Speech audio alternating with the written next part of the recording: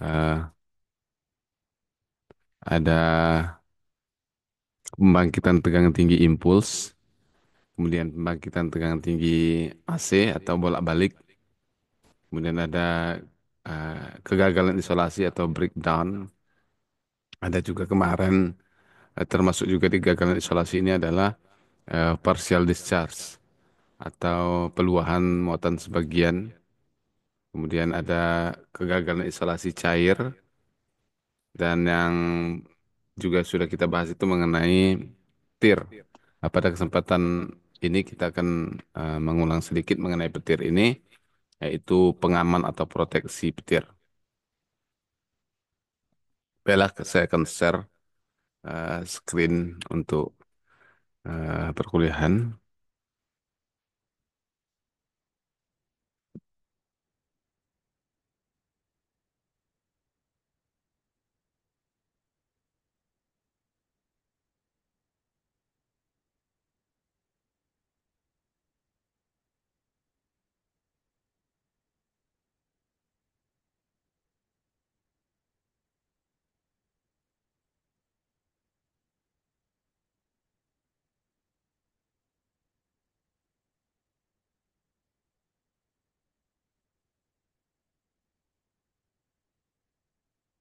Protection atau proteksi pada tegangan tinggi.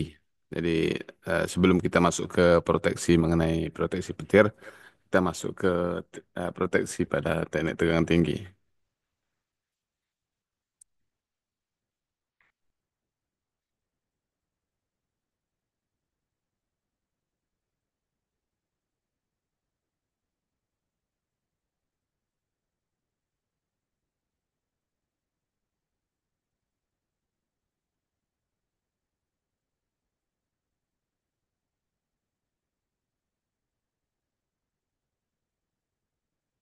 Ada beberapa tujuan daripada proteksi secara umum.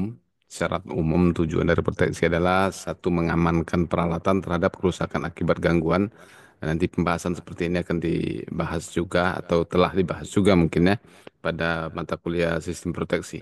Jadi tujuannya adalah mengamankan peralatan daripada kerusakan akibat gangguan. Jadi gangguan boleh saja terjadi pada sistem tenaga listrikan, namun peralatan-peralatan yang ada itu jangan sampai mengalami kerusakan. Jadi bisa saja terjadi gangguan itu bukan sesuatu yang tidak boleh terjadi karena memang sudah eh, alaminya terjadi gangguan pada sistem tenaga listrikan. Namun mungkin dengan perkembangan teknologi ini eh, orang akan selalu berpikir untuk bagaimana tidak terjadi gangguan atau minimal memperkecil sekecil mungkin, seminim mungkin terjadinya gangguan pada peralatan tenaga listrikan. Nah, setelah itu eh, agar peralatan-peralatan tersebut tidak mengalami kerusakan, tentunya dibuatlah sistem proteksi. Sebagaimana mungkin kita ketahui, kalau kita punya kendaraan, maka orang akan selalu berpikir bagaimana proteksi terhadap kendaraan tersebut agar tidak mengalami kerusakan misalnya.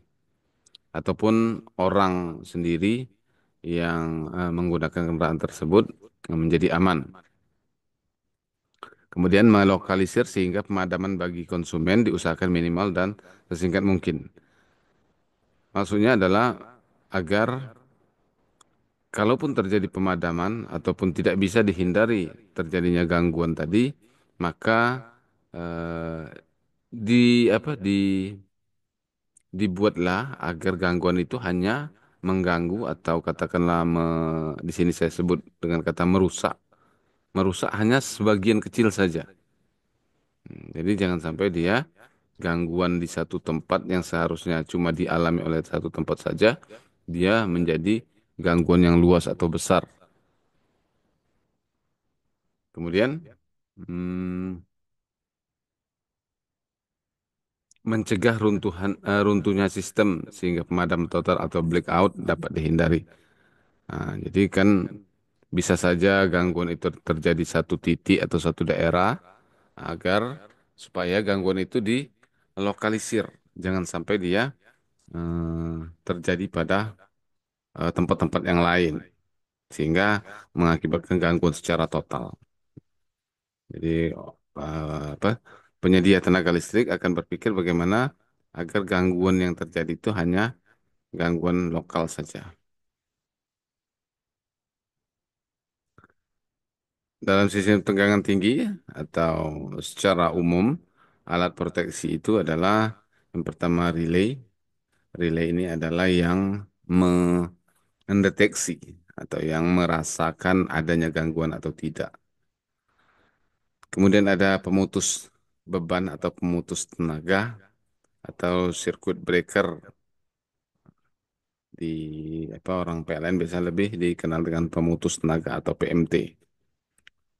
Nah, fungsinya adalah menghilangkan atau memutuskan beban sistem atau beban ketenaga listrikan, beban jaringan dalam keadaan sedang beroperasi atau sedang eh, atau hot line.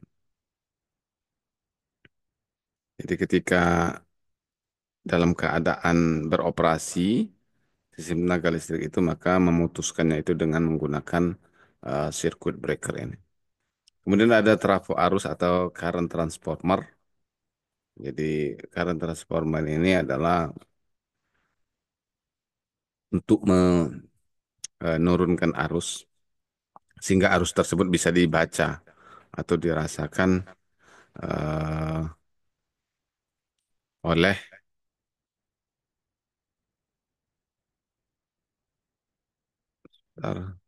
agar arus tersebut bisa dirasakan oleh relay. Jadi terapung arus ini arus yang tadinya ribuan ampere itu cuma bisa jadi beberapa ampere saja yang mana bisa dibaca oleh relay. Karena relay ini tidak bisa membaca arus yang besar. Kemudian tentunya ada kabel kontrol. Seperti biasa pasti ada kabel-kabel yang digunakan untuk menghubungkan komponen satu dengan yang lainnya. Kemudian ada catu daya. Catu daya ini adalah fungsinya untuk memberikan daya pada relay ataupun pemutus tenaga ini. Harus ada catu daya. Makanya di sebuah gardu induk yang notabene adalah melayani atau mengoperasikan tegangan tinggi, tetap ada tegangan rendah yang dibutuhkan pada gardu induk tersebut. Kemudian kabel kontrol, sorry, ada lagi lightning, ini salah ya, lightning arrestor seharusnya. Lightning arrestor eh, atau pengaman petir. Relay itu bentuknya seperti ini, jadi kalau di tegangan rendah di panel-panel juga banyak digunakan relay-relay yang tujuannya adalah on off jika terjadi apa sesuai dengan settingnya lah. Settingnya bisa dibuat ketika dialiri arus dia akan on atau dialiri arus dia akan off dan lain sebagainya. Untuk rangkaian-rangkaian daripada relay ini Anda bisa baca di literatur-literatur ya atau yang apa yang banyak. Kemudian peralatan proteksi ini untuk generator ya perlu juga kita singgung sedikit karena generator ini juga adalah generator yang beroperasi pada tegangan yang tinggi, gitu kan bukan seperti generator-generator rumahan.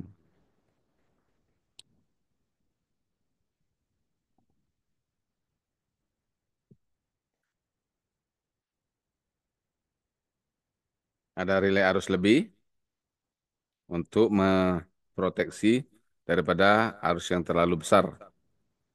Ada relay diferensial untuk memproteksi kerusakan gangguan tanah pada suatu peralatan, misalnya trafo gitu kan, agar kalau ada hubungan short antara belitan dengan bodinya itu akan terasa ya. Kemudian ada relay tegangan lebih ya untuk memproteksi jika terjadi tegangan lebih, biasanya tegangan lebih seperti ini diakibatkan oleh petir. Kemudian relay gangguan hubung tanah jika terjadi short circuit atau hubungan antara bagian yang bertegangan dengan tanah. Kemudian relay suhu atau bukhol sini sorry bukan bukan ya. Ini relay apa relay thermal. Jika terjadi panas pada generator akan bekerja dia atau diputuskan, dimatikan generator. Kemudian relay flux lebih, nah ini juga bisa terjadi karena mungkin over speed sehingga eh, mengakibatkan fluksi yang dipotong oleh kumparan itu terlalu besar atau juga bisa terjadi karena arus medan daripada generator itu terlalu besar. Kemudian relay arus urutan negatif atau reverse reverse sequence, reverse sequence atau negatif sequence.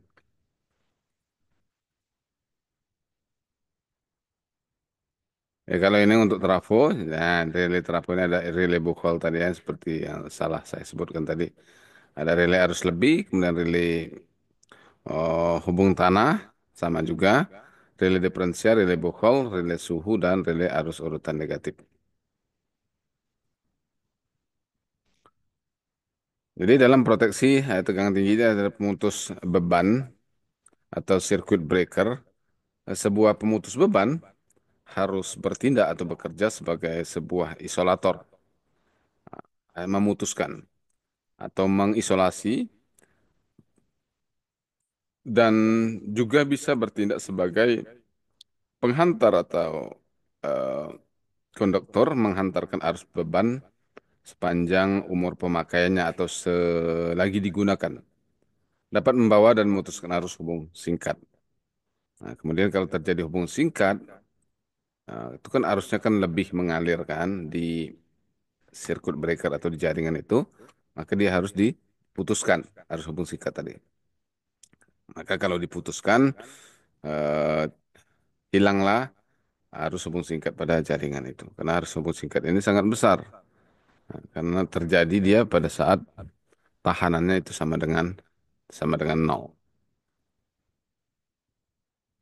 Ini peralatan proteksi yang ada di Gardu Induk mungkin adik-adik lebih paham karena berada di lapangan ya. Ini tidak perlu saya jelaskan lebih rinci bagi yang sudah mengerti. Namun sini perlu saya sampaikan eh, bentuk daripada circuit breaker itu seperti ini. Jadi dia ada ya kayak apa gitu kan piston juga lah nyambung dan memutus gitu. Jadi bukan kayak cetekan eh, saklar lampu. Jadi dia eh, ada pasangan banyak jantan betinanya. Ini circuit breaker Garu Induk bentuknya seperti itu. Jadi circuit breakernya pun ada yang satu pasang, ada satu kutub, ada yang tiga kutub, ada yang empat kutub. Yang empat kutub itu sama netralnya juga berarti dia buat pemutusnya. Kemudian ada trafo arus tadi seperti sudah kita sampaikan. Apa itu trafo arus? Trafo arus diperlukan untuk mengisolasi rangkaian sekunder seperti relay pengukur dan meteran dari rangkaian daya primer. Jadi untuk sebenarnya bukan mengisolasi ya, tapi trafo arus ini untuk menurunkan arus tadi agar arusnya bisa dibaca oleh peralatan alat ukur yang kecil. Nah, jadi kan eh, skala alat ukur itu kan kecil, maka agar bisa dia digunakan ya harusnya juga kecil. Rating sisi primer trafo harus biasanya dipilih sama dengan arus lebih sama besar dari sisi.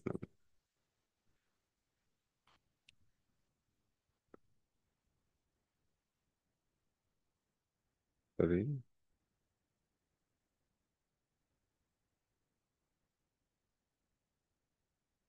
Ini CT warna-warna coklat ini kemudian juga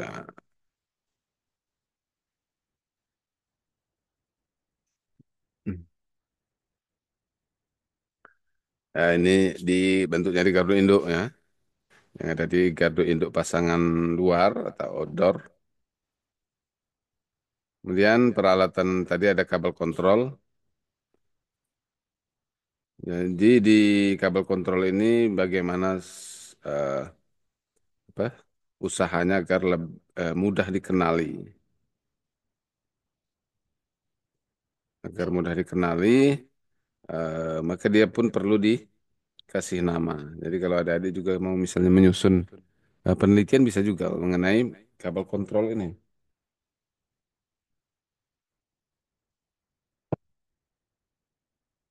Kabel kontrol ya. Mungkin adik-adik bisa apa, menemukan cara bagaimana menamainya gitu kan. Yang supaya lebih gampang dideteksi. Karena kan kabel kontrol itu kan banyak kan, ratusan sampai sampai diikat-ikat gitu kan. Kadang kalau putus satu kita bingung kemana gitu. Mungkin adik-adik bisa menemukan cara bagaimana mudah mendeteksi eh, kabel kontrol ini apabila terjadi kerusakan dia mudah mudah dideteksi misalnya, mudah ditemukan penamaannya atau apa gitu bisa semua dijadikan bahan penelitian. Kelompok menurut konstruksinya misalnya plastik dan karet gitu kan. Jadi cara penangkapan ini tidak perlu kita bahas, peralatan peralatan. Kemudian ada kabelnya, ada juga kabel berongga. Kemudian ada lagi peralatan proteksi seperti pilot cable dan lain sebagainya nih.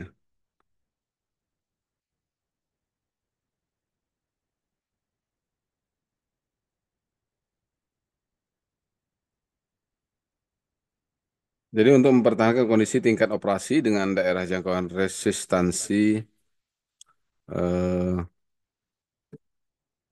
pilot yang lebar digunakan resistance pilot tambahan. Nah, jadi apa? Apa lampu-lampu untuk penanda di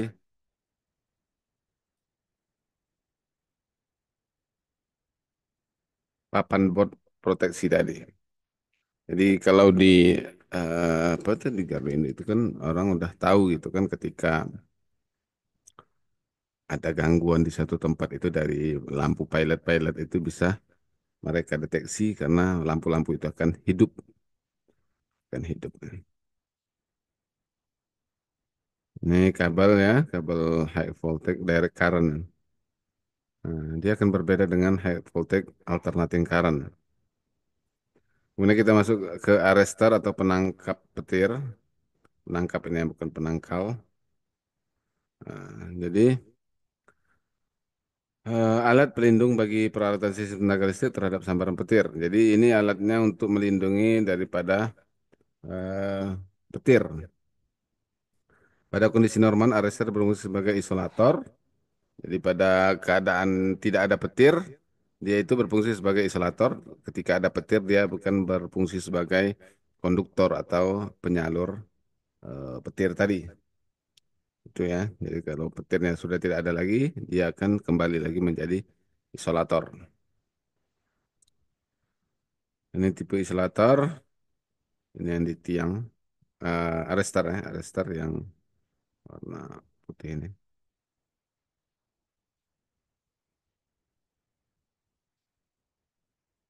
Atau juga ada yang seperti ini, arrestornya tergantung besar kecilnya tegangan operasi yang digunakan.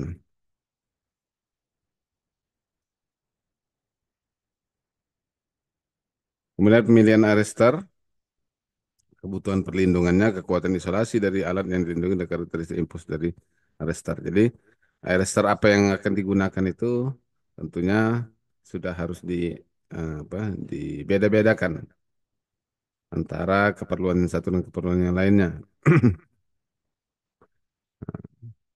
Berdasarkan kekuatan isolasi dari alat yang dilindungi. Misalnya kan kalau peralatan itu ya isolasinya bagus, tentunya arestarnya akan lebih lama bekerja. Tapi kalau peralatan itu isolasinya eh, minimal, tentunya arestar harus secepat mungkin bekerja seperti itu. Jadi karena permasalahannya adalah eh, apabila arus katakanlah petir itu terlalu lama ada dalam jaringan itu, maka akan merusak isolasi kalau isolasinya minimal. Berarti aresternya harus cepat mungkin bekerja. Berbeda dengan kalau eh, isolasinya itu lebih tebal, lebih bagus, maka arrester itu mungkin settingnya lebih lama bekerja. Kemudian tegangan maksimum yang mungkin timbul, jadi ini juga menjadi alasan arrester seperti apa yang akan digunakan. Kemudian arus hubung singkat sistem ini tergantung dari eh, ada yang tahu nggak apa yang menentukan arus hubung singkat sistem? Perbedaan misalnya sistem satu dengan yang lainnya, arus hubung singkatnya akan berbeda-beda. Apa yang menentukannya?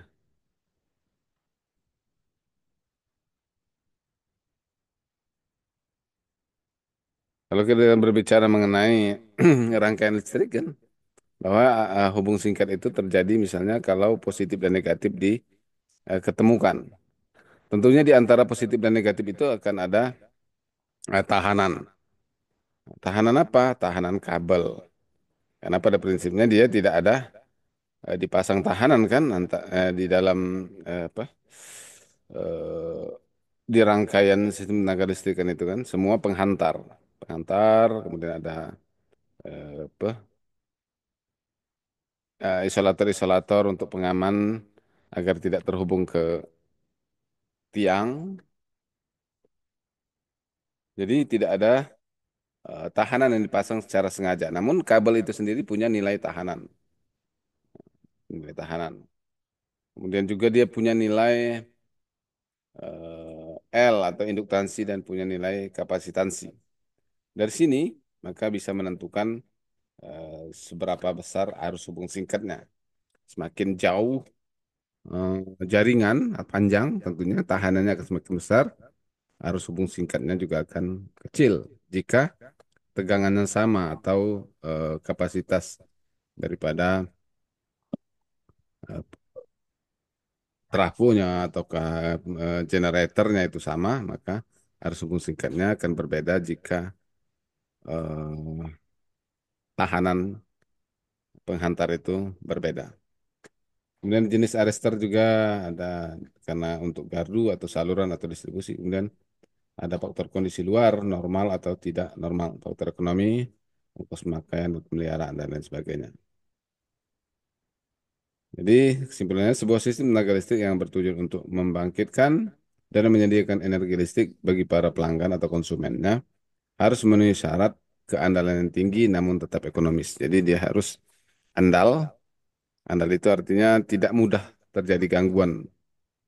Kalau orang itu dikatakan andal itu kalau dia tidak mudah terganggu dan tidak mudah mengalami kerusakan. Namun juga untuk memproteksi itu tetap juga harus mempertimbangkan ekonomis seperti yang sudah kita bahas sebelumnya. Ya, kabel itu untuk aman dia daripada gangguan hubung singkat, misalnya diberikan isolasi. Tetapi juga isolasi yang tebal akan membuat dia jadi mahal.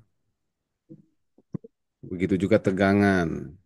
Sorry, Penampang kabel untuk menghindari losis atau rugi-rugi jaringan harus dibuat sebesar mungkin penampangnya. Tapi juga akan berpengaruh kepada nilai ekonomisnya atau harganya daripada kabel tersebut kalau dia dibuat terlalu besar. Kemudian dia mempertimbangkan menara yang dipasang. Kalau kabelnya tebal, besar, berarti menaranya juga harus lebih tebal besinya. Tentunya harganya akan jadi lebih mahal. Jadi makanya ada pertimbangan-pertimbangan. Kita tidak bisa misalnya memikirkan hanya bagaimana supaya losis jaringan itu serendah mungkin, tapi kita tidak mempertimbangkan ekonomi dari segi biaya peralatan atau harga peralatan-peralatan tersebut misalnya. Jadi harus tetap kita perhatikan. Seorang teknik atau insinyur itu tidak dia hanya berpikir secara teknik saja, tapi dia juga harus berpikir secara ekonomi. Nah, karena ini akan mempengaruhi di perusahaan itu gitu. di utility atau penyedia tenaga listrik gitu. Jadi kalau kita buat dia sebaik mungkin untuk menghilangkan rugi-rugi misalnya kan. Karena kalau kita lihat rugi-rugi di jaringan itu cukup besar. Tapi kita tidak bisa serta-merta misalnya menghapuskan atau memperkecil sekecil mungkin rugi-rugi itu apabila akan menggunakan biaya yang lebih tinggi. Karena tujuan dari perusahaan itu kan adalah untuk menghasilkan laba dengan pengeluaran ataupun kerugian ataupun eh, ya yang lebih kecil gitu. Bagaimana kalau kita menggunakan peralatan-peralatan yang mahal, kemudian juga sistem isolasi yang berharga tinggi, bagaimana untuk memberikan pengeluaran yang kecil kepada perusahaan. Nah, makanya harus mempertimbangkan dua faktor selain teknik juga ekonominya. Kemudian relay proteksi, perlunya relay proteksi pada sistem tenaga listrik ini adalah eh, meminimalkan kerusakan akibat gangguan dengan mengisolasi daerah yang terganggu. Kemudian kondisi gangguan yang berbeda-beda memerlukan paling sedikit dua buah relay, yaitu relay utama dan relay backup.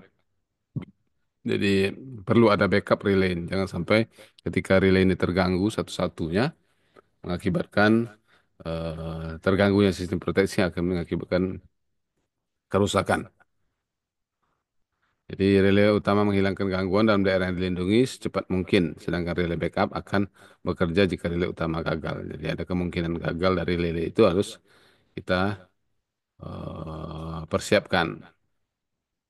Jadi semakin siap kita menggunakan tenaga listrik ini, maka akan semakin eh, handal sistem tenaga listrik kita.